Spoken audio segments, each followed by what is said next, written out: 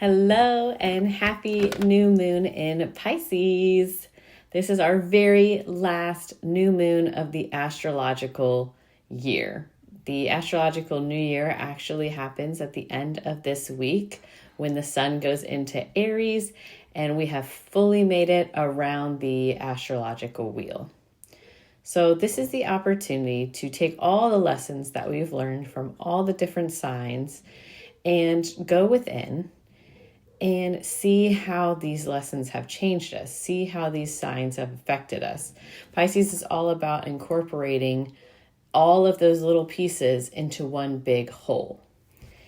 Pisces is also about dreams, and we're talking big, huge, giant dreams. What do we dream for ourselves? What do we dream for our community? And how do we want our future to look? I also like to talk a lot about spirituality when it comes to Pisces, whether you have found your own spirituality, whether you're looking for spirituality outside of yourself, whether you're looking to reconnect with spirituality. This is the opportunity for you to plant those seeds. Get into a routine or a ritual, again, with yourself or with God, source, universe, whatever you want to call it. This is also a beautiful, beautiful time to soul search, going within and seeing what lights you up, seeing what the next iteration of you is going to be, feel, and look like.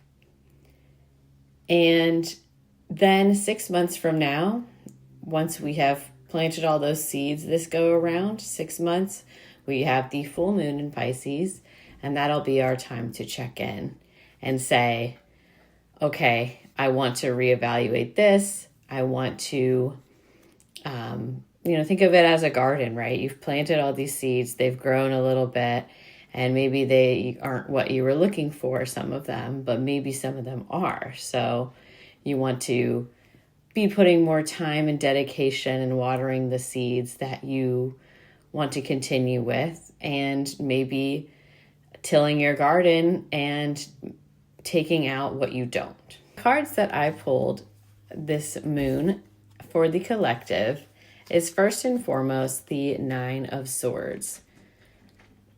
Seems like we are having a lot of difficulty getting out of our head. There's a lot of anxiety about the future. There's a lot of anxiety going around, being spread. Just collectively, we are in a super anxious energy.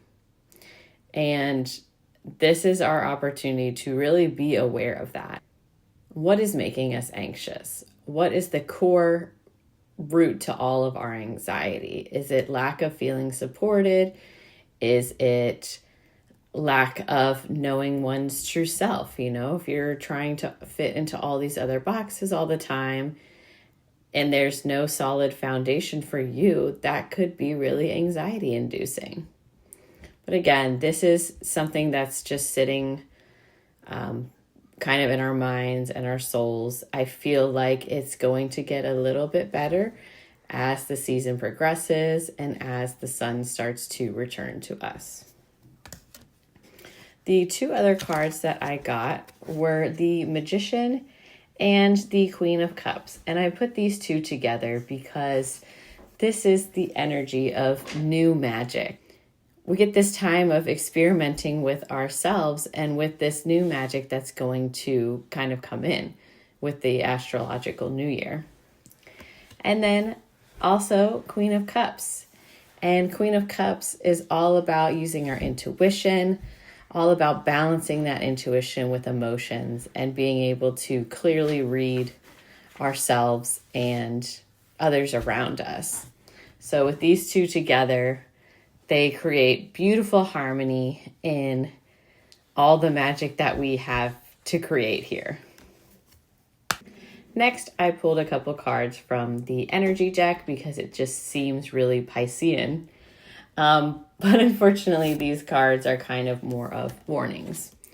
And we have the Broken Heart card, and then we also have the Deceit card.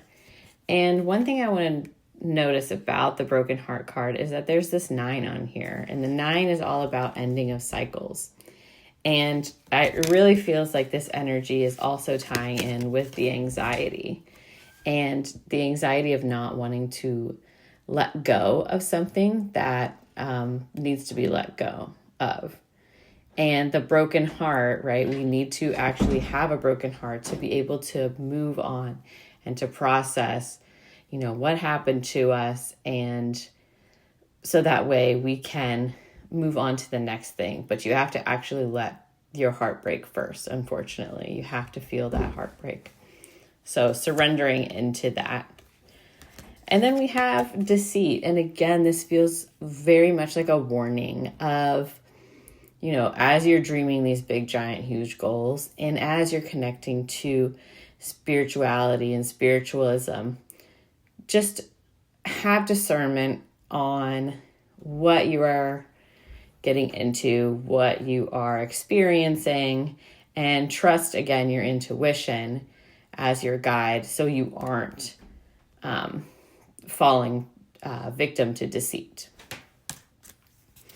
And finally, our stone card is going to be agate.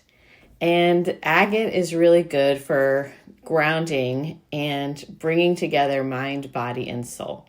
And with Pisces, this can be very, very soul heavy and sometimes very mind heavy and not so much in our bodies. So this is going to help us with that.